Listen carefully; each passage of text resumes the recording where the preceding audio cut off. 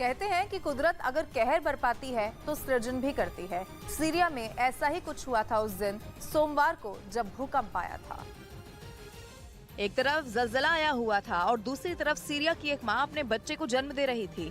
एक तरफ हजारों लोगों की जिंदगी छिन रही थी, दूसरी तरफ एक जिंदगी जन्म ले रही थी। सोमवार को जब भूकंप के जोरदार झटके लग रहे थे तब सीरिया के अलेप्पो में एक चमत्कार हो रहा था। फातिमा अहमद ने अपने तीसरे बच्चे को उसी दिन जन्म दिया। एक के बाद एक भूकंप के झटके आ रहे थे। सारे डॉक्टर अस्पताल छोड़कर चले गए थे। फातिमा का परिवार अस्पताल की पहली मंजिल पर था। फातिमा अपने नवजात बच्चे नज्म अल दीन महमूद के साथ अकेली थी।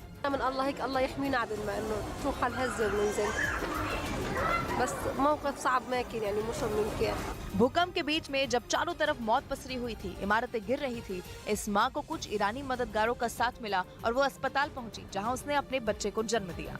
ब्रेकिंग न्यूज तुर्की में आए भूकंप पर। भूकंप को पश्चिमी देशों की साजिश बताकर तुर्की ने पूरी दुनिया में खलबली मचा दी है। मतलब तुर्की का दावा यह है कि जिस भूकंप ने वहां 19,000 से ज्यादा लोगों की जान ले ली वो कुदरती नहीं है बल्कि एक सोची समझी साजिश के तहत पश्चिमी देशों ने उसे अंजाम दिया। यानी तकनीक की मदद से तुर्की को इतने झटके दिए गए कि उसके कई इलाके कब्र बन गए। और तबाही के ऐसे ही हालात के बीच तुर्की का यह दावा बेहद चौंकाने वाला है, क्योंकि तुर्की के मुताबिक भूकंप के लिए अमेरिका का हार्प यानी high frequency active auroral research program जिम्मेदार है।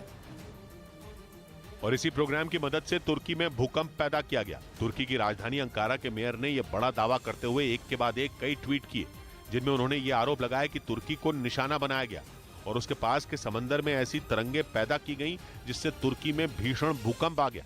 बताया गया कि तुर्की में भूकंप आने से पहले आसमान में तेज बिजली कड़कती दिखाई दी थी। इसके साथ ही तुर्की के पास के समंदर में 2 अमेरिकी जहाज भी देखे गए थे।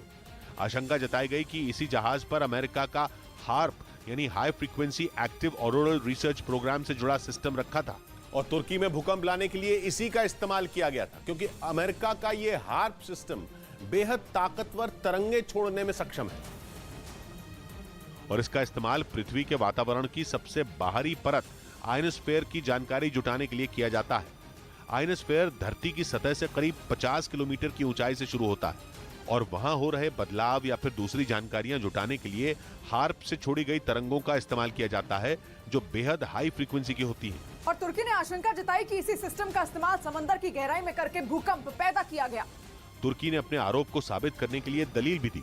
तुर्की के मुताबिक वहां भूकंप आने से पहले ही एक-एक करके हॉलैंड, जर्मनी, फ्रांस और बेल्जियम समेत कुल 9 देशों ने अपने दूतावास बंद कर दिए थे और इन्हीं कड़ियों को जोड़ते हुए तुर्की ने भूकंप के पीछे पश्चिमी देशों का हाथ बताया।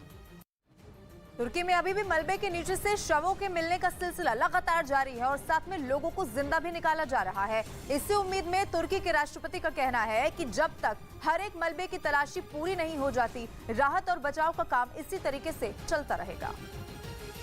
5 दिन हो चुके हैं, पूरी दुनिया से तुर्की में मदद पहुंच रही है, लेकिन अभी भी तबाही का इलाका इतना बड़ा है और इतनी ज्यादा इमारतें धराशायी हुई हैं कि राहत और बचाव कार्य में लगी तमाम टीमों को ये तय कर पाना भी मुश्किल हो रहा है कि कहां सबसे पहले मदद करें।